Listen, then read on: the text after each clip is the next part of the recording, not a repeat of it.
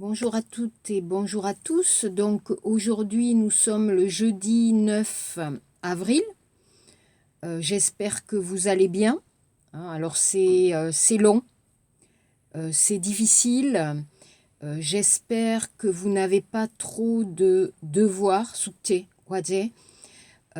c'est possible, en mai au Wolputo, on va peut-être un peu changer le système. Parce que pour vous, c'est difficile, beaucoup de travail le week-end, beaucoup de devoirs le week-end, mais pour moi aussi, je dois préparer beaucoup de choses. Donc on va voir si c'est possible de changer un peu. Voilà.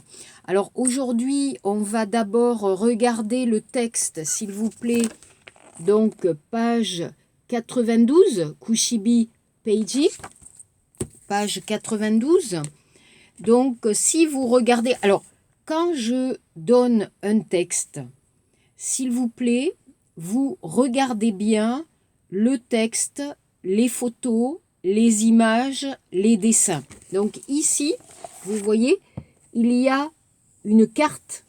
C'est une carte ici. C'est un faire-part. D'accord ? Si vous regardez bien, qu'est-ce que vous avez ? Regardez la carte. Armel, c'est le prénom du bébé. 20 septembre 2014, c'est la date d'anniversaire, de naissance. 3,4 kg, c'est le poids Chejung du bébé. 50 cm, c'est la taille Kiga du bébé. Voilà. Donc en France, la tradition pour l'arrivée d'un bébé, on va envoyer un faire-part. Sur le faire-part, on va écrire le nom du bébé. On va écrire le jour, la date de naissance et le poids et la taille du bébé. Alors c'est amusant, pour les Coréens c'est amusant, mais en France c'est la tradition et on met une petite photo du bébé avec les parents, avec la famille. Ok. Donc, page 92, l'exercice 1, qu'est-ce qu'il annonce donc à une naissance? Les personnes, numéro 2, vous avez compris, le dialogue, les personnes téléphonent. Donc, les personnes appellent. Pourquoi? Pour féliciter les nouveaux parents. Donc, 2B. Les amis, la famille, téléphonent pour féliciter les parents, les heureux parents. Numéro 3, on va écouter, je vais relire les messages et on va voir qui a téléphoné pour ces messages. Alors, écoutez bien, message 1. Stéphanie, c'est maman. Nous avons reçu le faire-part, il est très joli. Oh là là, je suis grand-mère, je suis si heureuse, mais j'ai téléphoné à tante Odile et oncle Bernard, ils n'ont pas reçu ton faire-part. Tu as oublié? Au fait, est-ce que tu as écrit à madame Ernaud? Allez, bisous. Donc, la maman, la grand-mère d'Armel, Armel et Halmoni, téléphone à sa fille, Tal, qui s'appelle Stéphanie. Donc Stéphanie, c'est la maman du bébé. D'accord? La grand-mère appelle sa fille pour la féliciter. Message 2. Bruno, c'est papy. Un bébé, quelle bonne nouvelle, bravo. Ta grand-mère est très contente, nous sommes très fiers, on t'embrasse. Donc ici, Bruno, Bruno, c'est le papa du bébé. Alors, qui téléphone? Le grand-père. Le grand-père téléphone, il dit c'est papy. Alors, vous connaissez le mot papa. Quand vous entendez le mot mamie, halmoni, halmashi, halme, ou papi, halbe, le grand-père. Message 3.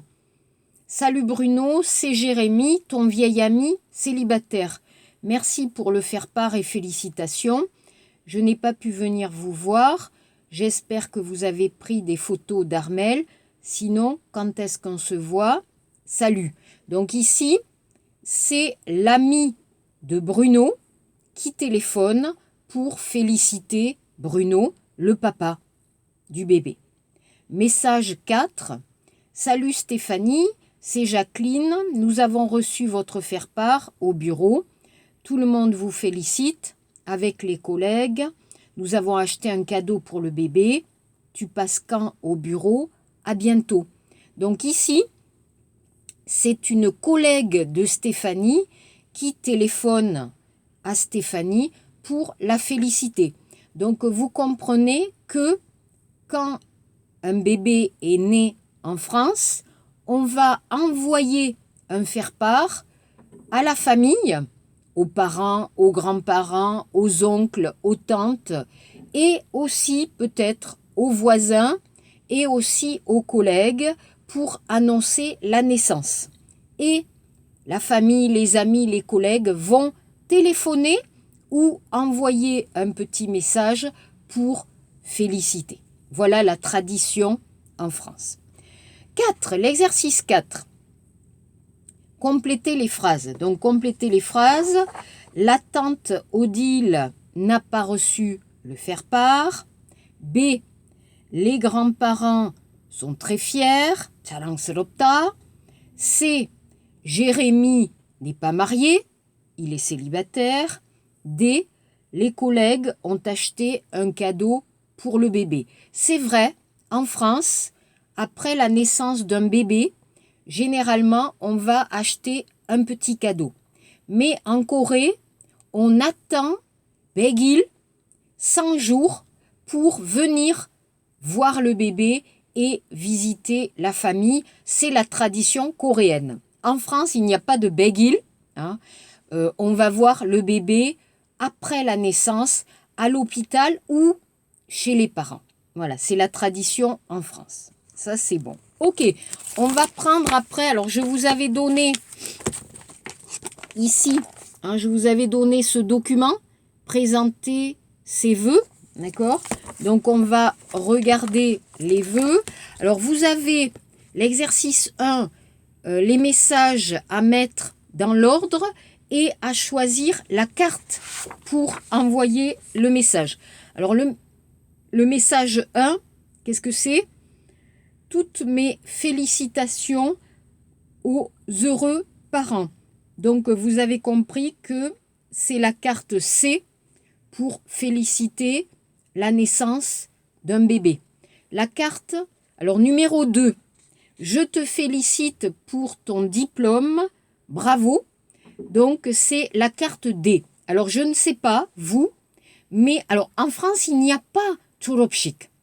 Mais il y a le baccalauréat, le 수능 français, et il y a aussi les examens de l'université, par exemple, Soksa, Paksa.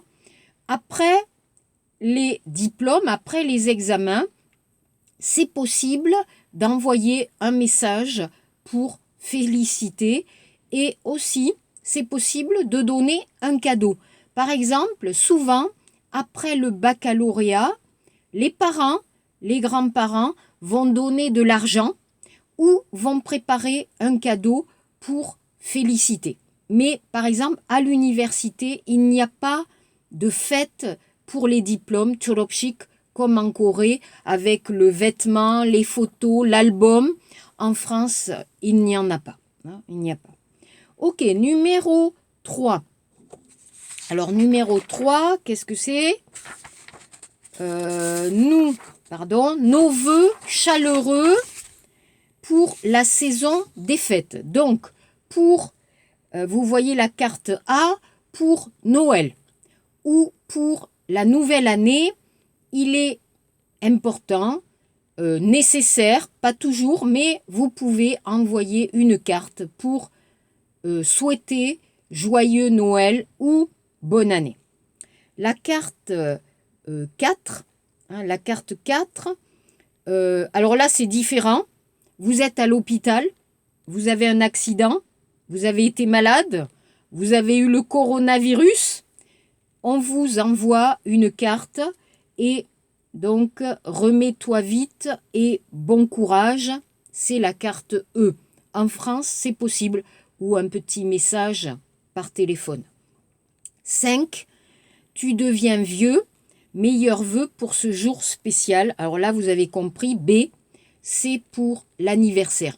Donc en général, les Français, pour un événement important, un événement heureux ou un événement malheureux, difficile, on va envoyer un message, on va féliciter ou on va donner le courage pour, si vous êtes malade, si vous avez des problèmes, généralement, on va communiquer facilement par message. Ok. Ensuite, alors, on va parler de l'exercice 2.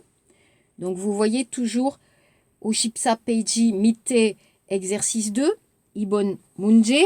Donc, votre ami est à l'hôpital. Alors, vous pouvez utiliser la phrase 4, mais vous pouvez utiliser aussi « Je te souhaite un prompt rétablissement », prompt, rapide rétablissement, guérir. J'espère que tu peux aller mieux rapidement. Numéro 2, quelqu'un a gagné une compétition sportive. Alors, on peut parler d'examen, on peut parler de sport. Bravo, toutes mes félicitations ou tous mes compliments pour votre belle victoire. Alors là, 칭찬하다 pour complimenter, on va dire bravo, félicitations. 3. C'est l'anniversaire, les 18 ans. Ben, vous avez le message, vous avez le message 5, mais vous pouvez écrire aussi joyeux anniversaire, bon anniversaire. En français, c'est un message normal. Numéro 4, c'est la Saint-Valentin. Donc, vous écrivez à votre petit copain, petite copine, 남자친구, 여자친구, qu'est-ce que vous écrivez? Je t'aime, par exemple. 5, votre voisin, c'est la Noël ou le Nouvel An. Qu'est-ce que vous écrivez? Joyeux Noël, bon Noël ou meilleurs vœux pour la nouvelle année. Donc voilà les messages que les Français vont envoyer pour les moments importants de la vie et de l'année. Donc vous avez compris, dans ce texte, on parle donc des fêtes, toutes, et des traditions, punse, en France. Donc je vous avais donné ce document, les fêtes et les traditions en France. Alors je vais lire, écoutez. En France, il y a des fêtes civiles et des fêtes religieuses. Les fêtes civiles célèbrent des événements historiques français et les fêtes religieuses célèbrent les traditions catholiques de la France. Il y a également de nouvelles fêtes liées à l'immigration, c'est-à-dire l'arrivée d'étrangers en France. Par exemple, la fête du Ramadan pour les Arabes, d'accord? Pukaplika saramderi, Morocco saram, Tunisia saram, 등등. Le Noël orthodoxe pour les Russes, Lochia saram del, Gris saram del. Le Nouvel An chinois, alors c'est comme Solal, donc pour les Chinois, pour les Coréens, pour les Vietnamiens, ou la semaine d'Anouchka, d'Anouka pour les Juifs, Yudein del Wihan. Il y a aussi des fêtes spéciales, Tukpionan Tukte, comme la fête des mères, la fête des pères, la fête des grands-mères, la fête du travail, la fête de la musique. Certaines fêtes sont des jours fériés, on ne travaille pas. D'autres fêtes tombent un jour ouvrable. Alors, jour férié, on ne travaille pas. Jour ouvrable, on travaille. Certaines fêtes, comme la journée de la femme, le 8 mars, ou la fête du travail, le 1er mai, sont célébrées, Tukada, dans d'autres pays, en Corée, aux États-Unis, en Europe. Ce sont des fêtes internationales. En France, on offre un brin de muguet aux amis, à sa famille, le 1er mai. Ça porte bonheur. Alors, je ne sais pas, j'ai pas de photo. Voilà. Je ne sais pas si vous pouvez voir ici. Voilà. Ça, c'est du muguet. D'accord? C'est une fleur qu'on offre pour le 1er mai. Ça porte bonheur. Ça donne le bonheur pour nos dongjol, pour le 1er mai. Alors, c'est le printemps, on fait la fête et c'est pour fêter aussi le printemps. Donc ici, je vous ai donné quelques fêtes importantes. Donc, vous regardez les fêtes civiles. Donc, Bijongyojok, Chukche. Donc, les fêtes qui ne sont pas religieuses. Bien sûr, le jour de l'an, le 1er janvier.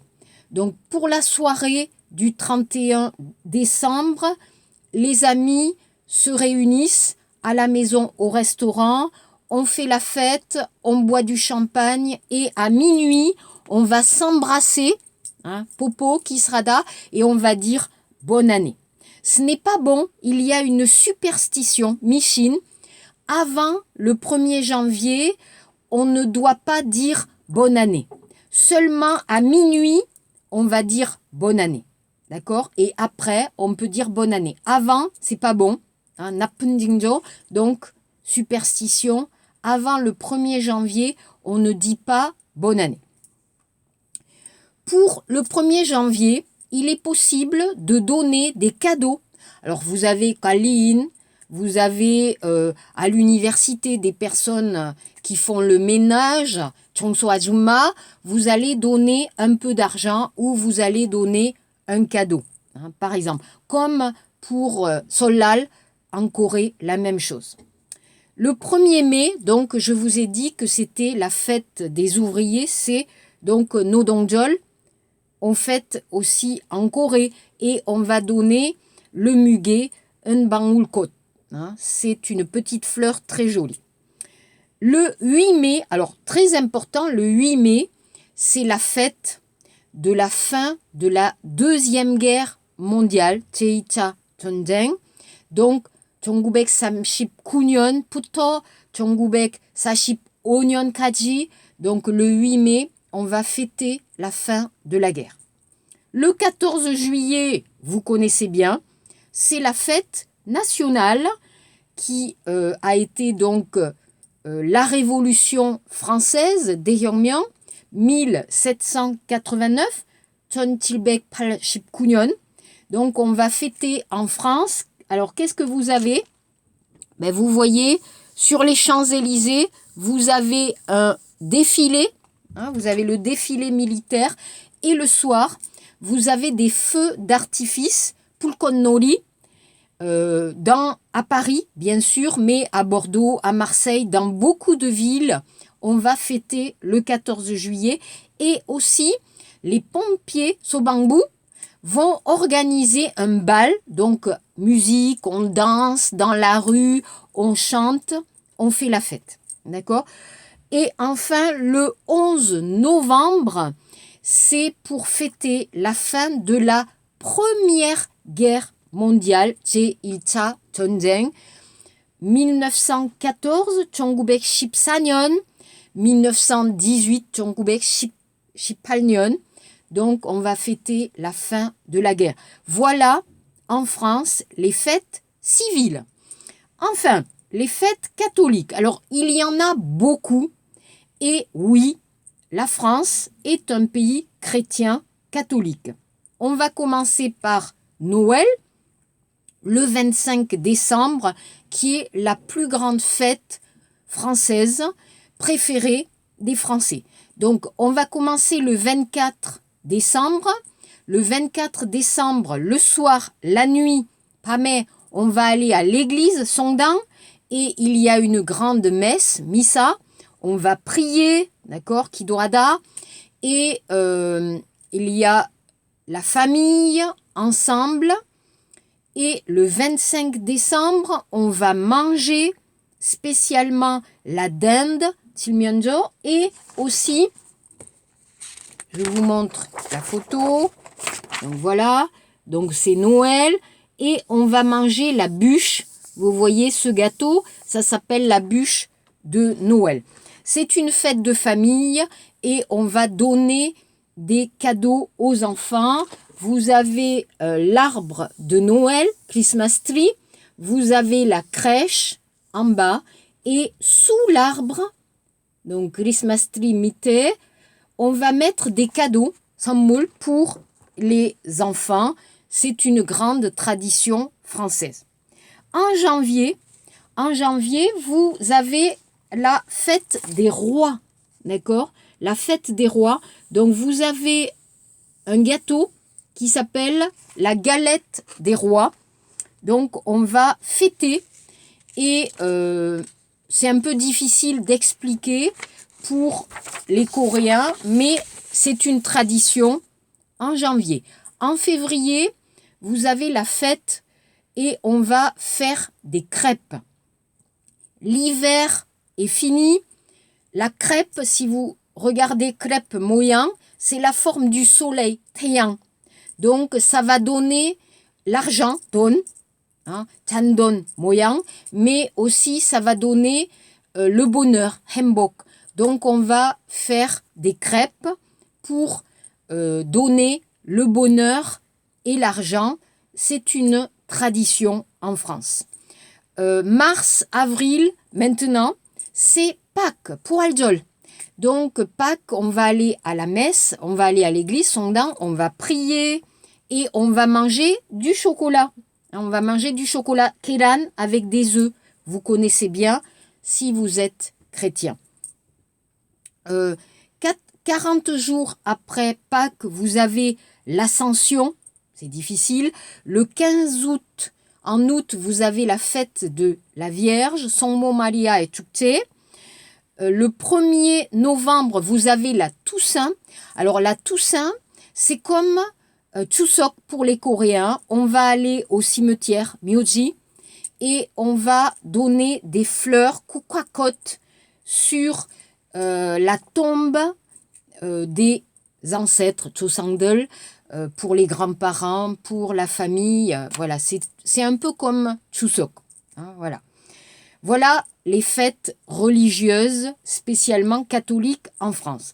Après, vous avez des fêtes non civiles, non religieuses, comme la Saint-Valentin, mais il n'y a pas White Day en France, seulement le 14 février. Vous avez la fête des femmes le 8 mars, vous avez la fête des grands-mères qui est en avril, vous avez la fête des mères qui est en mai, vous avez la fête des pères qui est en juin, et vous avez la fête de la musique, Ummak Chukche, qui est aussi le jour de l'été, le 21 juin. Voilà toutes les fêtes en France. Si vous regardez notre livre, on va regarder notre livre ici, d'accord? Vous voyez, donc les fêtes en France, vous avez des images. Alors ici, vous voyez le Père Noël, Noël. Ici, vous voyez la fête de la musique. Ici, vous voyez donc bonne année, le nouvel an. Ici, vous voyez le muguet et Nodongjol le 1er mai. Et là, bien sûr, vous voyez la fête nationale le 14 juillet. Pour finir, je vais lire ici, vous écoutez, je vais lire les phrases pour donc la page 95, Kushibo Peiji. Écoutez les dialogues. Dialogue 1. Un groupe d'amis. 10, 9, 8, 7, 6, 5, 4, 3, 2, 1. Bonne année! Meilleurs vœux, bonne année, bonne santé. Dialogue 2. Une femme. du rock, du rap, du classique. On peut écouter toutes les musiques ce soir et tous les concerts sont gratuits. Un homme? Bon, alors on va où? Dialogue 3. La petite fille. Bonjour, Père Noël. Alors, Père Noël, Santa Claus. Je te souhaite un joyeux Noël, ma petite. Est-ce que tu as été sage cette année? La petite fille. Oui, je t'ai écrit une lettre pour les cadeaux. Dialogue 4. Une femme. Vite, dépêchez-vous, on va rater le feu d'artifice. Un homme. Le feu d'artifice, c'est à minuit. On peut aller au bal des pompiers avant. Dialogue 5. Une femme. Oh, du muguet, merci, c'est très gentil. Un homme. De rien. Qu'est-ce qu'on fait aujourd'hui? On reste à la maison? Une femme. Bien sûr, on ne travaille pas. Voilà. Et ici, c'est amusant. Vous voyez dans le texte, d'accord, on va parler de la Saint-Valentin. Alors, les Français romantiques, 51% des couples français fêtent la Saint-Valentin. Aux États-Unis et en Angleterre, ils sont 61%.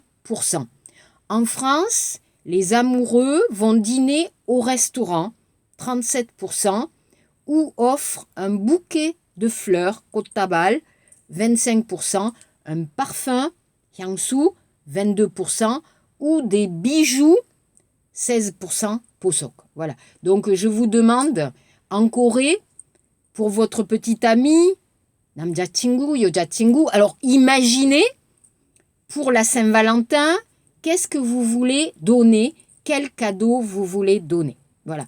Merci beaucoup. Travaillez bien. 수고했어요. D'accord? On se revoit la semaine prochaine. Au revoir et à bientôt.